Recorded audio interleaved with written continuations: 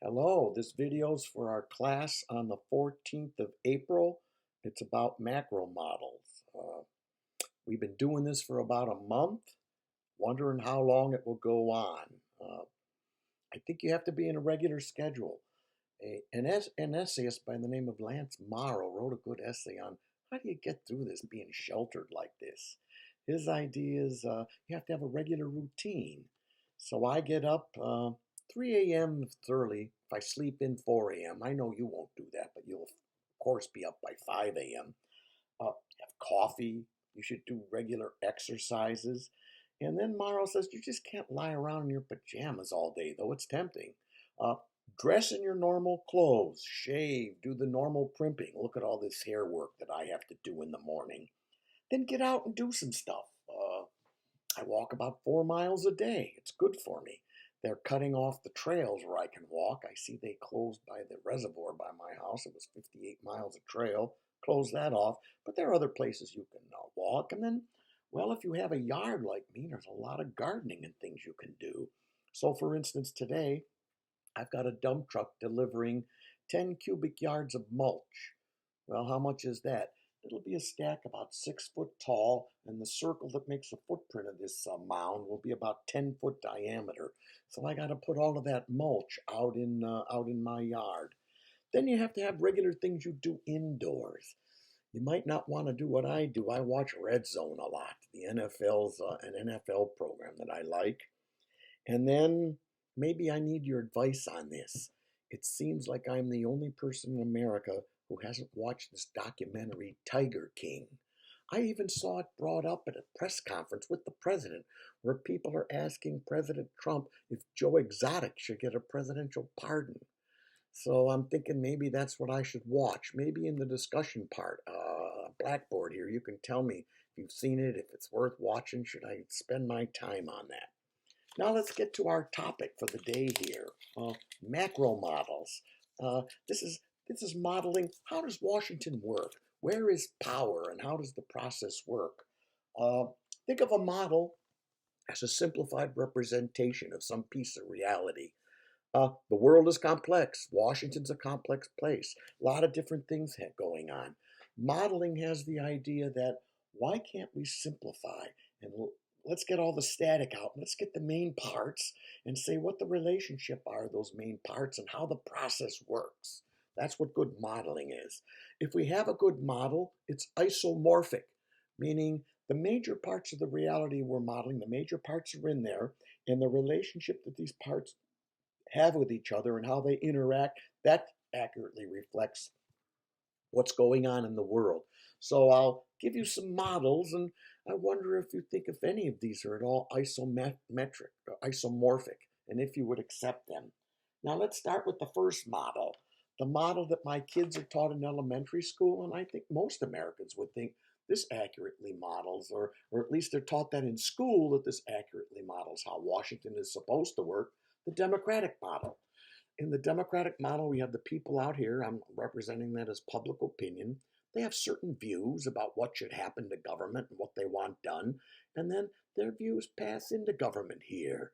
These are called linkage institutions, and then from there, the policy that comes out really represents what the public wanted here. I guess the important part of this model are the linkage institutions there. Uh, think of some of the linkage institutions, the institutions that hook up people with government so that what people want passes into government. I would say political parties, interest groups, elections, the media, educational institutions. They're all important linkage institutions which link up people to government so that what comes out here is what the people are demanding out here.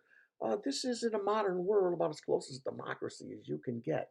Now, is this isomorphic? That is this an accurate representation of how things work here in Washington?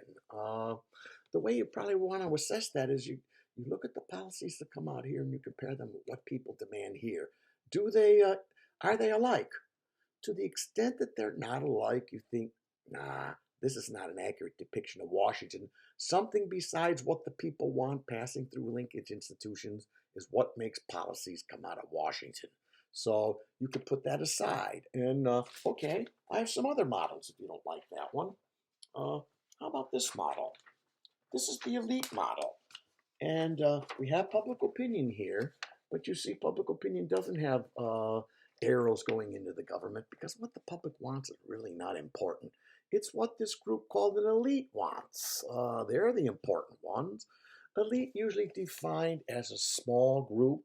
People differ over how small it is, but a small group that has more power tends to have more resources like education and money, and they really dominate both government and public opinion.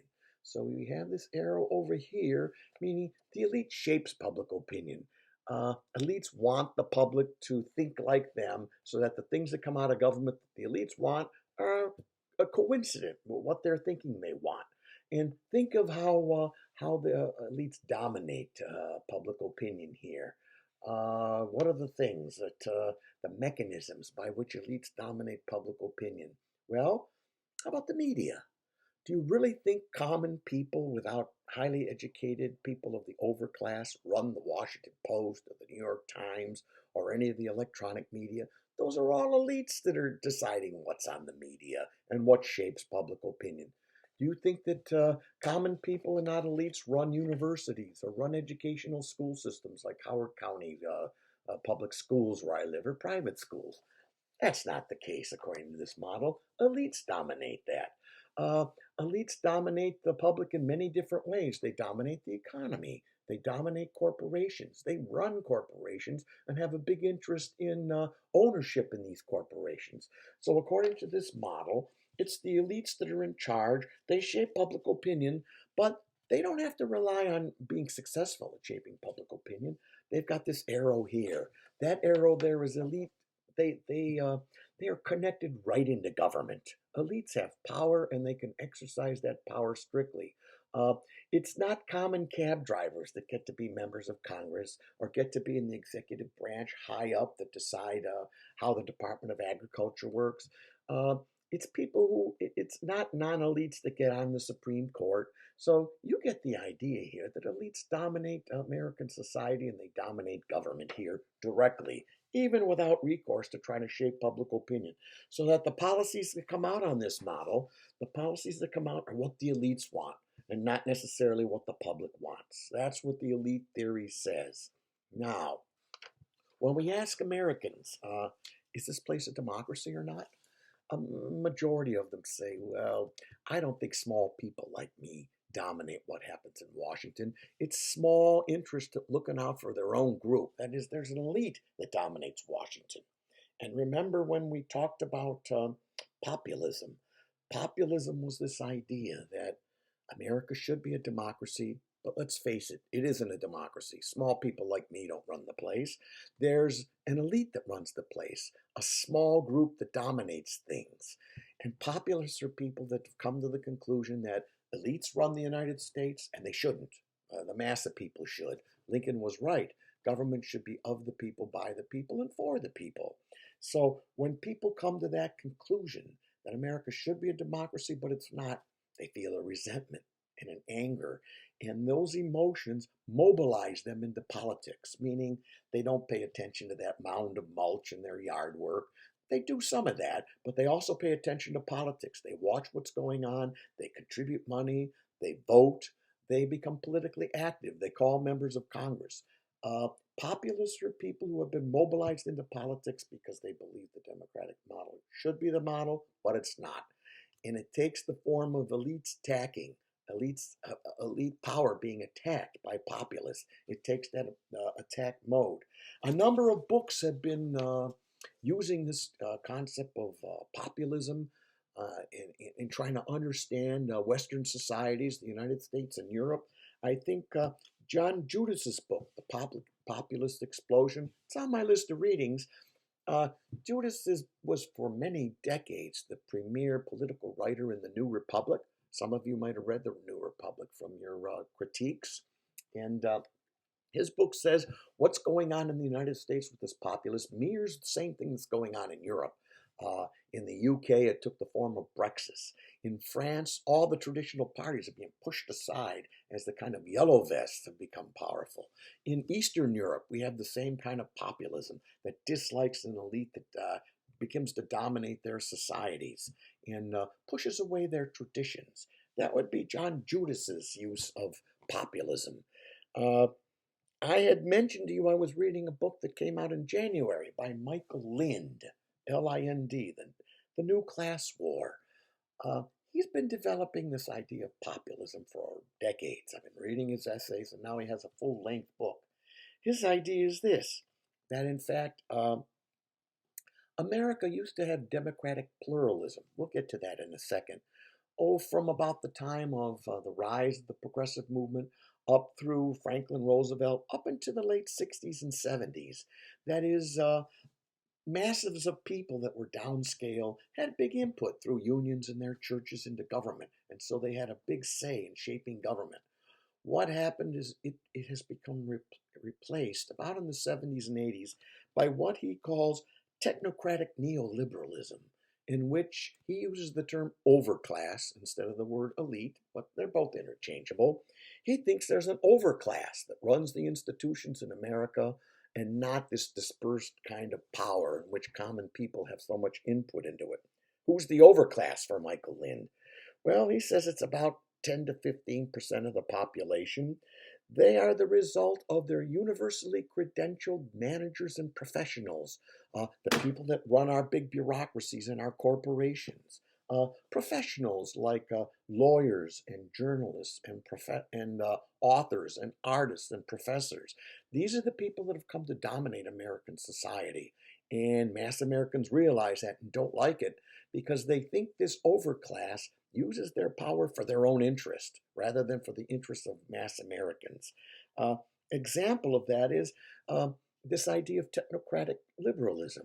That is, decisions shouldn't be made by having people argue before the American people and run for office based upon things. No. Say something like the technocratic neoliberal answer to what do we do about who can get married? Should we have same sex marriage?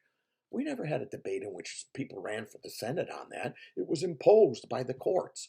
That's the kind of politics that America's overclass likes because judges, all of our judges are high Ivy League graduates. They're elites, and you're much more likely to win a fight with the other elites making the decision than if you have to run on issues like this in West Virginia, Kentucky, Utah. So this is how technocratic neoliberalism works, according to Lynn. And the technocracy is that, in fact, the universities are pumping out experts that work in our bureaucracies. The EPA has people that are experts on the environment, like NSA. They have people that are they know about things all over the world and how it works. Department of Defense is that way. People in HHS. They're experts on how you deal with poverty and social problems like this. The Department of Education. These are professionals that have come out of the university. And it's America's overclass wants that technocracy to make more and more decisions in hand with the judges rather than have to argue it before mass Americans. And then the neoliberalism part of technocratic neoliberalism. That is, this American elite uh, wants to have a kind of international capitalism. So they buy capitalism, regulated capitalism, and companies and economic institutions should have the ability to work across borders all over the world. So globalization is part of neoliberalism. And as a result, you have international corporations, and they go and they put their money in the places where they can get the best deal and make the most money. That's called arbitrage. So many of the manufacturers in the United States can make more money from cheap labor by putting money into the third world, Asia, China, and that's what they've been doing. Uh, and in fact, they want the free movement of capital and goods. So Apple can design at what they call their campus out in California, where they have a small group of intellectuals that make up their products. But the mass of people that work for Apple put their goods together, their iPads and their phones. They're working in places like Asia, like Thailand and Taiwan and the People's Republic of China. And so what technocratic neoliberalism says is corporations can put together phones real cheap there, and then they should be free to sell them in the United States and not have any kind of block of international trade. Uh, this is what neoliberalism is like. So a company can take its headquarters and put it in Ireland, where there's very little corporate taxes, or various Caribbean islands where there's little taxes. So that's called tax arbitrage. The idea from Michael Lind is this technocratic neoliberalism has left many losers in the United States. Working class people whose jobs have been shipped abroad, and their wages have been depressed, and their local union and their churches don't have much say on things like cultural issues like this, and they're angry because of it. And this is how Michael Lind tries to understand the populism and the rise of Mr. Trump here in the United States. So that would be the people who are populists, who believe that the elite model is accurate and not the democratic model as they would like.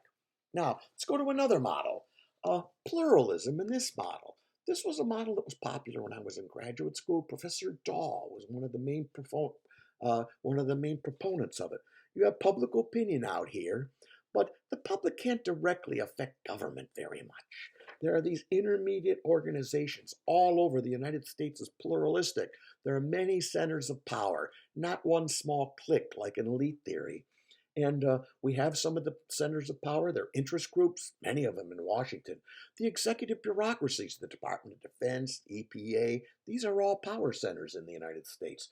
We have the media, the Washington Post, New York Times, the electronic media. They have a big input into this. Educational institutions like universities and the intellectuals that lecture to the people and write about various things in government are there. We have corporations here. Corporations have a big input into government. No, there's no denying that. And unions. Unions used to be much more have much more power in the United States than they have now. All of these multiple power centers, they get together and there's kind of a collective bargaining and there's a compromising. And what comes out here represents the interest of all these different power centers. That's what pluralism is like. It's Mr. Lynn that criticizes this pluralism and says this probably accurately describes America from about the time of Franklin Roosevelt up until the 1970s, when this technocratic neoliberalism ousted this pluralism. So that's an alternative model. Now, I have a final model here. This one's called hyperpluralism. The hyper meaning too much, a lot of. And in hyperpluralism takes the interest group as being the basic institution that pushes politics here in the United States. And so an interest group is involved in what we call, see this triangle? That's an iron triangle. That is, an interest group is outside of government, but it has contact with another point in this triangle, the executive bureaucracy that's responsible for the area the interest group is interested in. And then over here, this would be the legislative branch. The committees and the members of Congress are very much interested in this interest group's ideas and their issues. And so they form a kind of iron triangle here in Washington, D.C., and that is what determines policy. And you see, I put 3 of these iron triangles, but imagine Washington being thousands of these iron triangles, in which interest groups have their connection with the parts of government here. Take an example of how hyperpluralism works. A friend of mine is a lobbyist. He lobbies on water issues. Well, how did he learn about water issues? He was an intern for years and years in Congress, both in the White House and the Department of the Interior, and he began to specialize and learn about water in the United States. Water is an important issue, irrigation, dams, things of that nature. So what he is now is he set up. There are many groups interested in water policy in the United States, and he has a company in which he lobbies and he represents those groups before Congress. So what happened is he spent a lot of time out here working in the executive branch in the Department of the Interior in Congress here, and barely made any money, but he punched his ticket and learned a lot. And then what happened is he can be hired out here in corporations. He worked for a corporation that worked with water. Now he started his own. And this is how this triangle works. All of these parts of the triangle do something for something else, somebody else. What he does out here as an expert is when Congress is holding hearings on water policy, he's there. He knows all the people. They know he won't lie to them. And he knows a lot about water and what's going on. So they rely on him for knowledge and expertise.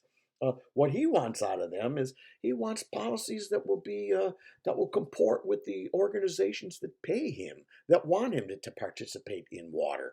And this is how water policy is made. Take a more mundane iron triangle. Take something like sugar, big commodity in the United States. Much of much of in the 17th and 18th century, much of slavery in the world was because sugar. You made a lot of money growing sugar here in the Caribbean and the southern United States, and shipping it off to Europe, where people were delighted to have sugar. Now, sugar right now in the United States. Imagine how many people are sugar growers. God, 0.001% of the population. Sugar consumers, 99.99%. You might not think you eat sugar, but if you look at the contents, it's in almost everything. It's a universally eaten food. So, what would sugar consumers want? We would want sugar, lots of sugar at a low price. Import as much as you can. What do the sugar growers want? They don't want a low price. They want a high price. They want people to consume their sugar no matter what quality, and they want to block importation of sugar, right? Because these are competitors. Who wins this struggle? The 99.99% sugar consumers or the 0.001% sugar growers? Well, what's the policy in the United States?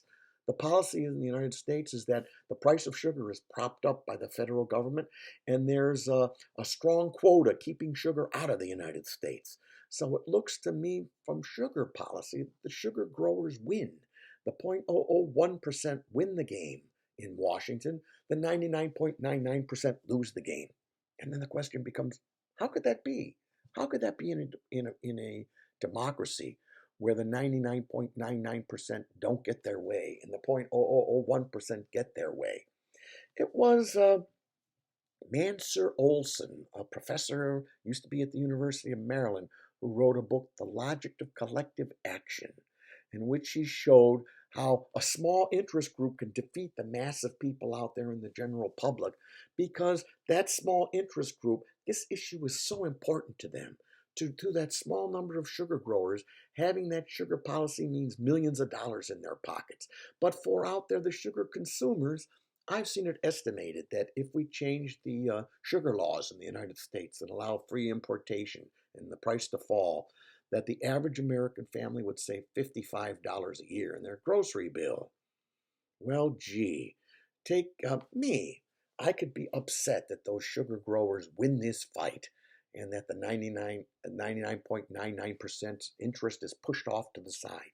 I could quit my job. I could organize myself to fight the sugar growers and fight.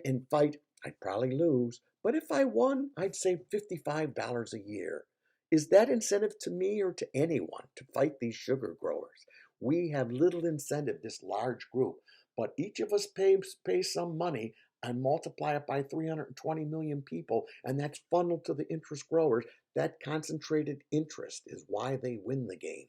And this idea goes to all of these iron triangles here, that the people in those interest groups have a big interest and they'll fight and spend money and they'll work in Washington and they'll win the game. And as a result, what the interest groups want is what comes out of government and not what the public wants over here. No wonder the public, they realize that there are interest groups and a small number of people that dominate Washington. They've never read Mansur's Olson. They couldn't do the mathematics of the logic of collective action, but they have a sense that organized interest in Washington run the show, and they don't like that. What I want you to do is go to the discussion section of Blackboard, and I want to hear your comments on these, the for and the evidence for and evidence against these four, and tell me which one you think is the best model here, or you got a better model. That's great. Write up a paper. Maybe it'll become the fifth model. And also, I want you to let me know, should I spend my time watching Tiger King? Really? Bye.